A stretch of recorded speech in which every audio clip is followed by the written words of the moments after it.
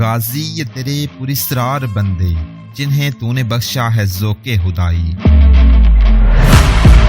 طارق بن زیاد، فاتح اندلس، عالم اسلام کا ایک درخشاں ستارہ، اس جوان سال سپاہی سالار کی بدولت مسلمانوں نے اندلس اور اسپین پر 800 سال حکومت کی۔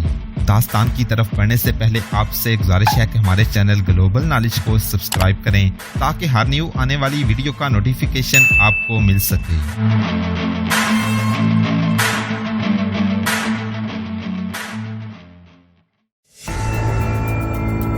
اس دوران جب مغیث الرومی اور زید بن قصادہ اپنے اپنے ہدف کی طرف جا رہے تھے، طارق بن زیاد تولیتا کی طرف پیش قدمی کر رہا تھا۔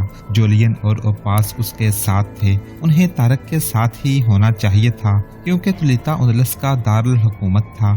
یہ بادشاہوں کی گدی تھی، اس کا دفاع بہت مضبوط تھا۔ جولین اور اوپاس نے تولیتا اور اس کے دفاع کے متعلق طارق کو جو تفصیلات سنائی تھیں، ان سے اس شہر کی تصویر یہ بنتی تھی کہ یہ شہر دریائے ٹیگس کے کنارے پر ہی آباد نہیں تھا، بلکہ یہ دریا اس شہر کے ارد گرد گھوم کر آگے بہتا تھا۔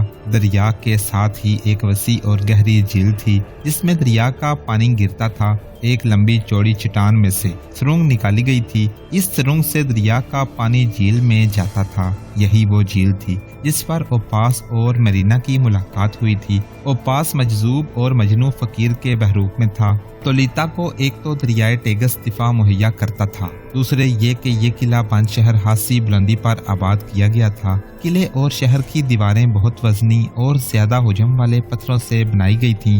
بعض پتھر اتنے بڑے تھے جیسے پوری چٹان اٹھا کر وہاں رکھ دی گئی ہو۔ شہر کے ارد گرد دیوار کے ساتھ ساتھ بہت چوڑی اور خاصی گہری ہندک تھی۔ اس میں لکڑی کے نوکیلے کیل گڑے ہوئے تھے جو ہندک میں اترنے والے کو بری طرح زخمی کرتے اور اس سے باہر نکلنے کے قابل نہیں رہنے دیتے تھے۔ جو بادشاہ تحت نشین ہوا اس نے تولیتا کی مضبوطی میں اضافہ کیا۔ جب گوتھ آئے تو انہوں نے اس شہر کو اتنا زیادہ مضبوط بنا دیا کہ اسے ناقابل تسخیر شہر کہا جانے لگا۔ طارق بن زیاد نے میدانوں اور پہاڑی علاقوں میں آمنے سامنے لڑائیاں لڑی تھیں۔ اس نے 12,000 مجاہدین سے اندلس کی 1,00,000 فوج کو شکست دی تھی، لیکن قلعہ سر کرنا بالکل ہی مختلف مہم تھی۔ اس کے طور طریقے کچھ اور تھے۔ پھر تولیتا جیسے ناقابل تسخیر قلعے کو سر کرنا تو ناممکن کی حد تک محال تھا۔ طارق اللہ کے بھروسے سے جا رہا تھا۔ تولیتا میں اندلس کے بادشاہ راڈرک کا ماتم ہو رہا تھا۔ محل کا ماحول ہی اداس نہیں بلکہ سارے شہر پر اداسی طاری تھی۔ اس اداسی میں خوف کا عنصر نمایاں تھا۔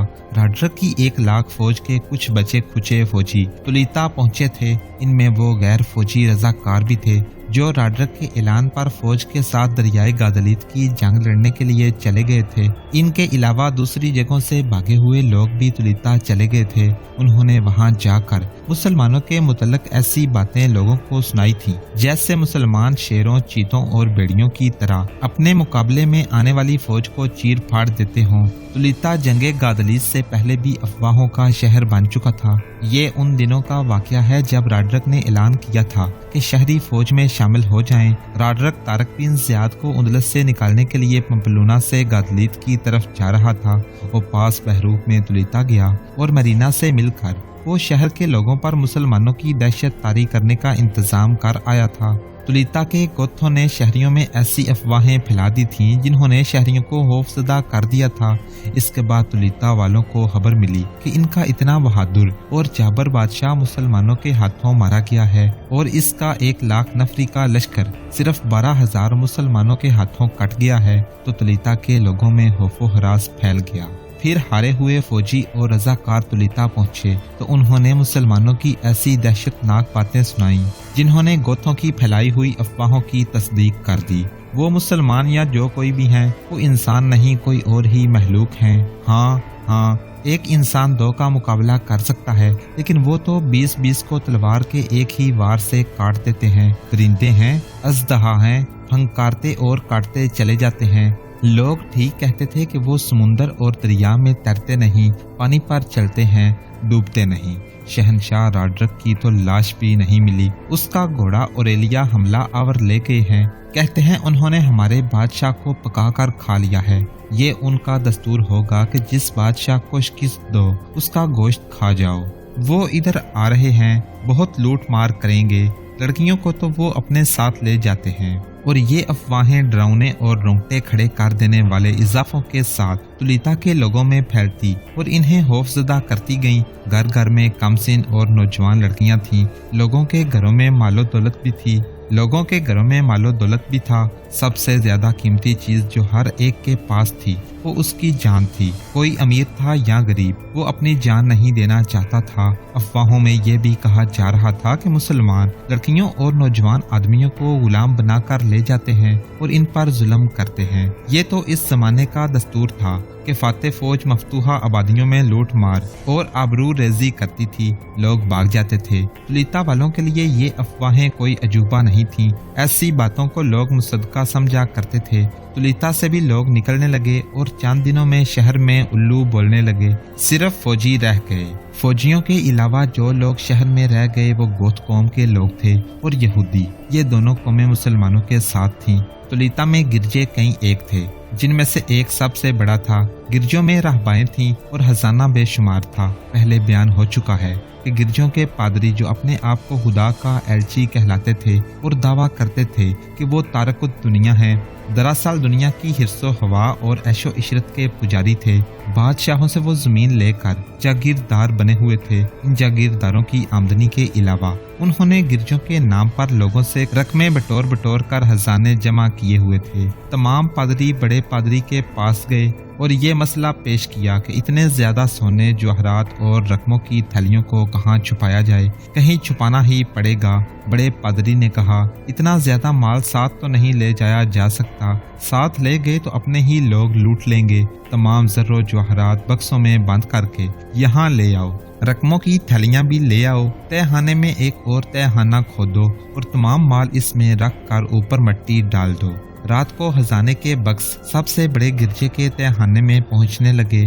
फर्श खोदा गया, बक्स वहां रख कर मिट्टी डाल दी गई। सिर्फ एक गड़ा जो कमोबेश 6 फुट लंबा, 2.5-3 फुट गहरा और इतना ही चौड़ा था, खाली रहने दिया गया। गड़े खोदने वाले 3 आदमी थे। वो अपना काम कर चुके तो बड़े पादरी के इशारे पर 3 और आदमी तहखाने में आए। उनके हाथों में तलवारें थीं। बची हुई मिट्टी बाहर फेंक दो। बड़े पादरी ने गड़े खोदने वाले आदमियों से कहा। वो आदमी बेलचे लेकर मिट्टी टोकरियों में डालने के लिए झुके तो उन 3 आदमियों ने बड़ी तेजी से अपनी नियामों से तलवारें निकाली और झुके हुए आदमियों की गर्दनों पर ऊपर से वार करके तीनों के सर उड़ा दिए। उन्होंने तीनों की लाशें और सर उस गड्ढे में फेंक दिए जो हाली रखा गया। वो उन्हीं की कब्र बनाने के लिए हाली रखा गया था। मिट्टी डाल दो। बड़े पादरी ने कहा, अब इस खजाने का किसी और को राज और सुराग नहीं मिलेगा। इन्हें कत्ल करने वाले पादरी थे। तहखाने का दरवाजा दीवारों वाले दरवाजों जैसा नहीं, बल्कि ये फर्श के साथ मिला हुआ दरवाजा था, जैसे बक्स का ढकना होता है। ये बंद होकर फर्श के साथ मिल जाता और इस पर कुछ सामान रख दिया जाता था। बड़े पादरी ने खजाने के बक्स और 3 लाशें दफन करके तहखाने का ढकना नुमा दरवाजा बंद कर दिया और 3 पादरियों के साथ मिलकर ऊपर गिरजे का कालीन बिछा दिया। कालीन पर दरवाजे के ऐन ऊपर एक छोटी मेज रखी और मेज पर एक बड़ी स्लेब खड़ी कर दी, जिस पर हजरत ईसा अलैहिस्सलाम मसलूब हालत में बनाए गए थे। ये सब लकड़ी का काम था। अब हमें इस शहर से निकल जाना चाहिए। बड़े पादरी ने कहा, नए फाते को आने दो, हालात मामूल पर आ जाएंगे तो हम भी आ जाएंगे, माल महफूज रहेगा। और सुनो, कोई एक भी नौजवान राहबा पीछे न रहे, वरना मुसलमानों से अपनी लोंडी बना लेंगे। सूरज कभी का गुरूब हो चुका था। तारक बिन ज़ियाद तुलिता से कमोबेश 300 मील दूर रह गया।